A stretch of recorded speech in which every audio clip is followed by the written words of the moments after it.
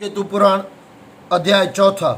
वेशापन राजा जन्मेजय से बोले कि राजन, वह रघुवंश की कन्या चंद्रवती शोक से व्याकुल रोदन करती हुई पुत्र शोक से संतप्त गंगा जी के तट पर आई और पुत्र को खोजती हुई शोक से व्याकुल हाय पुत्र विरलाप करती हुई तथा रोदन करती हुई वृत चारणी में स्थित वह कन्या नदी के तीर भाग से आगे को चली। कुछ दूर पर गंगा जी के तट भाग में अति सुंदर आश्रम देखा। उस आश्रम में अपने पुत्र को देखा जो समान वयस्क बालकों के साथ समान उम्र के बालकों के साथ आश्रम में खेल रहा था। बालक को देखकर प्रसन्न मुख व मृगनयनी चंद्रवती उस बालक से पूछने लगी कि पुत्र, तुम्हारे पिता कौन है और किसका यह पवित्र आश्रम है तथा उस ब्राह्मण का क्या नाम है, यह मैं तुमसे पूछती हूँ, जवाब दो। हे पुत्र, तुम्हारे दर्शन से मेरा मन बहुत प्रसन्न है। इस प्रकार चंद्रवती के पूछने पर पुत्र ने कहा कि मेरे माता और पिता उदालक मुनि हैं, जो कि अग्निहोत्र के कारण फल कंद मूल लेने को गए हैं। समिधा और कुशा को लेकर आते ही होंगे। मैं उनकी आज्ञा से नित्य देवता पितरों के कार्य के लिए अग्निहोत्र शाला का विलेपन करता हूँ।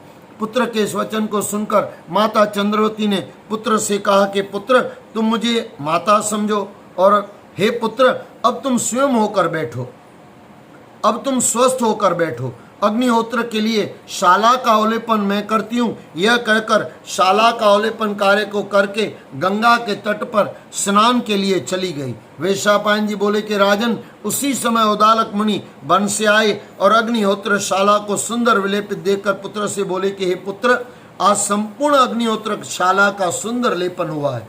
हे पुत्र, आज अग्निहोत्र शाला के लेपन से मैं प्रसन्न हूँ। पुत्र नासकेतु ने उदालक मुनि से कहा कि तात, आज मैंने कुछ भी कार्य नहीं किया। मैं आपके आश्रम में यह समस्त लेपन मेरी माता ने किया है। उदालक मुनि ने कहा कि पुत्र, तुम्हारी माता कहाँ है और अग्निशाला का अवलेपन कर क्यों चली गई? पिता उदालक के इन वचनों को सुनकर नासकेतु ने पिता से कहा कि तात, अग्निहोत्र शाला का अवलेपन कर स्नान के लिए गंगा को गई है। इस बात को सुनकर प्रसन्न उदालक ऋषि ने अग्निहोत्र को किया और देव कार्य तथा पितृ कार्य करके उदालक मुनि ने पुत्र से कहा कि पुत्र, मुझे तुम अपनी माता दिखाओ। पुत्र नासकेतु ने पिता के पास जाकर कहा कि माता, पुत्र नासकेतु ने माता के पास जाकर कहा कि माता, आपने अपने आश्रम में आइए, मैं आपको भोजन दूंगा। हे माता, पिताजी भी आश्रम में आ गए हैं, आप भी इच्छा अनुसार आश्रम में वास करें। माता चंद्रवती ने कहा कि हे पुत्र, रोमांचकारी तुम्हारे अनुचित वचनों को सुना। हे पुत्र, तुम्हारे इस अधर्म युक्त वचन की प्रशंसा देवतागण लोग नहीं करते। हे पुत्र, संसार में यह व्यवहार है कि पिता या भाई अथवा माता या मामा कन्या का प्रदान करते हैं, पुत्र माता का प्रदान नहीं करता है। फिर भी हे पुत्र, पहले जहाँ पर तुम खड़े थे वहाँ जाओ। माता के पास से लौटकर प्रसन्न बालक ने श्रेष्ठ आश्रम में पिता के पास जाकर माता के वचनों को कहा और यह भी कहा कि हे ऋषि श्रेष्ठ, मेरी माता यहाँ पास में ही है और आप मेरे पिता हैं। उदालक मुनि ने कहा कि पुत्र, वह तुम्हारी माता उचित बात कहती है, इसलिए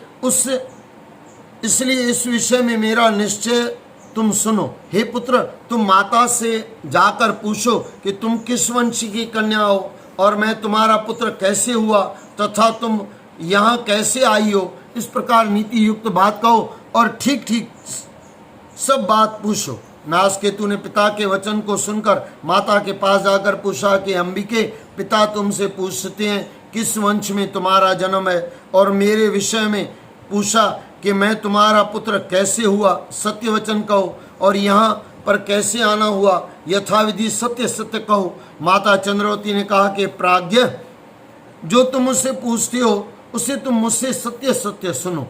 पूर्व जन्म के कर्म अनुसार जो कुछ चरित्र हुआ उसे मैं ठीक ठीक कहती हूँ, तुम एकाग्र मन होकर सुनो।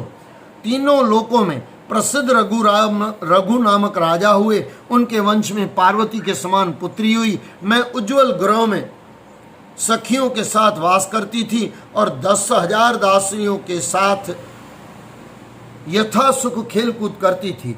खिले हुए पुष्पों से शोभित वसंत ऋतु के आने पर सखियों के कहने पर गंगा स्नान के लिए गंगा में उतरी। वहां स्नान करते हुए मैंने जल के ऊपर तैरता हुआ कुशा से बंधा हुआ कमल की दुनिया को देखा। सखी द्वारा लाए गए कमल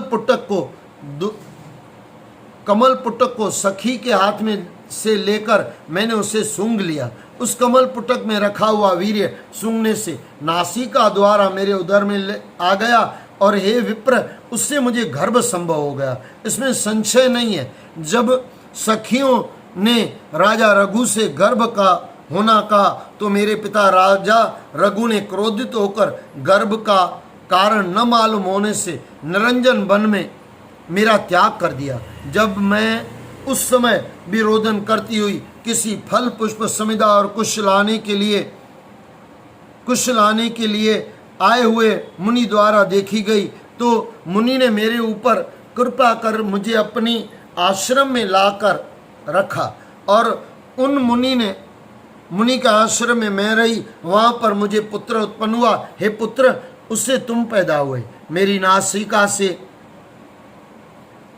तुम पैदा हुए, इसलिए मुनि ने तुम्हारा नाम नासकेतु रखा। बाद में मैंने तुझे मंजुषा यानी पिटारी में रखकर गंगा के जल प्रवाह में डाल दिया, परंतु पुनः तुम्हारे वियोग दुख से पीड़ित होकर तुम्हें खोजती हुई यहाँ आई। हे पुत्र, यह मेरी स्थिति का कारण है जो मैंने तुझसे कहा। इस प्रकार नासकेतु ने माता का समाचार जानकर पिता के पास जाकर कहा कि तात, आप सुनिए, माता ने मुझसे ठीक ठीक बातें कही है, उसे मैं आपसे कहता हूँ। हे पिताजी, वह रघु राजा की कन्या है, चंद्रवती उसका नाम है। जब वह रघु कन्या स्नान के लिए गंगा तट को आई तो उस गंगा के प्रवाह में कुशा से बंधा हुआ कमल पुटक को आया हुआ देखकर उठा लिया और उस दुनिया में वीर्य को देखकर बोली, तो यह क्या है? बाद में उसे सूंघ लिया और दुनिया को जल में छोड़ दिया। उस कमल पत्र की दुनिया में स्थित वीर्य सूंघने मात्र से गर्भ रह गया। उदार बुद्धि राजा रघु ने कन्या के गर्भ का समाचार सुनकर क्रोधित होकर सिंह व्याघ्र वाले वन में कन्या का त्याग कर दिया। नासकेतु ने इस प्रकार अपना समस्त समाचार कहा। नासकेतु के वचनों को सुनकर उदालक मुनि परम विस्मय को प्राप्त हो बोले कि हो ब्राह्मण, तुम्हारा कहा सत्य हुआ। ऐसा विचार कर उदालक मुनि फिर पुत्र से बोले, पुत्र, तुम माता के साथ इसी जगह तपोवन में वास करो और मैं तुम्हारी माता के लिए राजा रघु के घर जाऊंगा। यह कहकर कन्यार्थी उदालक मुनि वहां से चले और राजा रघु के घर गए। राजा रघु ने तेजस्वी अग्नि के समान उदालक मुनि को आते हुए देखकर आसन से उठकर मुनि का अर्घपादन आचमनीय से पूजन किया और प्रदक्षिणा और मधुपर्क से पूजन किया। जब ब्राह्मण श्रेष्ठ उदालक मुनि सुख से बैठे तब राजा रघु ने उदालक मुनि से कहा कि मुनि, आज आपके दर्शन से मेरा जन्म सफल हुआ, आज और मेरी समस्त क्रिया सफल हुई तथा मेरा समस्त दान सफल हुआ। हे मुनि, मेरी 1,00,000 गौ और कोटि मोरे तथा घोड़े आदि सहित समस्त राज्य मैंने आपके लिए अर्पण किया। उदालक ऋषि ने कहा कि राजन, मैं घोड़े आदि नहीं चाहता और न सैकड़ों कोटि आदि मोहरे चाहता हूँ तथा न ही राज्य चाहता हूँ। हे राजेंद्र, मैं केवल कन्या से विवाह करना चाहता हूँ। राजा रघु ने कहा कि विप्र, मैं आपको राज्य देता हूँ किंतु मेरी कन्या नहीं है। हे मुनि श्रेष्ठ, प्रथम मुझे एक कन्या थी, वह मर गई। उदालक मुनि ने कहा कि राजन, वह आपकी कन्या मरी नहीं है किंतु वह जीवित है और मेरे आश्रम में है। हे सत्य धर्म में परायण, हे राजेंद्र, उस कन्या को मैं आपसे मांगता हूँ। राजा रघु विस्मय में पड़ गए और कहने लगे कि विप्र, वह कन्या आपके आश्रम में कैसे रहती है? मुझे बड़ा कुतूहल हो रहा है, आप ठीक ठीक मुझसे कहिए।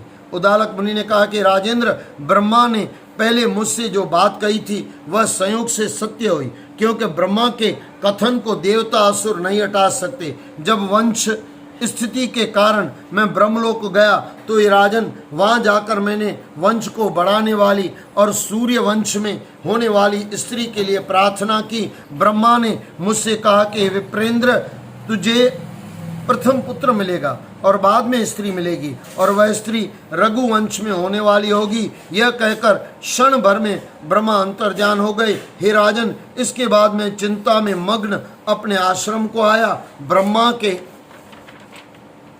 कथन पर मन में चिंता कर कहा करता था कि मुझे प्रथम पुत्र और बाद में स्त्री मिलेगी। जब मैं तप करने का प्रयत्न कर रहा था तो मन पर काबू न रहा और मेरा वीर्य संकलित हो गया। उस वीर्य को मैंने अच्छी तरह से कमल पत्र में यानी दोनिया में रखा, उसे कुच्छा से बांधकर गंगा के मध्य भाग में डाल दिया। हे राजन, गंगा के स्नान के लिए जब आपकी कन्या आई तो उसने गंगा के प्रवाह में उस कमल पत्र दोनिया को बहता हुआ देखा और सखी से मंगाकर अच्छी तरह सूंघा। उस मेरे वीर्य के सूंघने से उसे गर्भ स्थित हुआ, इसमें संशय नहीं है। बालक नासिका के अग्रभाग से निकला, इसलिए उसका नाम नासकेतु प्रसिद्ध हुआ। वैशापन राजा जन्मेजय से बोले कि राजा रघु इस समाचार से विस्मित होकर अंतपुर में गए। वैशापन राजा जन्मेजय से बोले कि राजा रघु इस समाचार से विस्मित होकर अंतपुर में गए और अपनी पटरानी से कन्या का समाचार कहा। तत्पश्चात राजा रघु ने राजसभा में आकर मुनि से कहा, राजा रघु, मुनि और मेरी कन्या को पुत्र सहित रथ पर बैठाकर मेरे नौकरों के साथ ले आइए। राजा रघु के कथनानुसार उदालक मुनि ने वैसा ही किया और पुत्र सहित चंद्रवती को रथ पर बैठाकर राजा रघु के यहाँ ले आए। उस समय राजा रघु ने विकसित नेत्र वाली और भक्तिवर्धिनी चंद्रवती कन्या का उदालक के साथ विवाह कर दिया। दास दासी, धन धान्य, मुक्त जटित आभूषण, कुंडल, हार, बाजूबंद तथा नाना प्रकार के मणियों से युक्त आभूषण, रथ, हाथी, घोड़ा, वस्त्र, महर्षि, गौ आदि सामान राजा रघु ने कन्या के स्नेहवश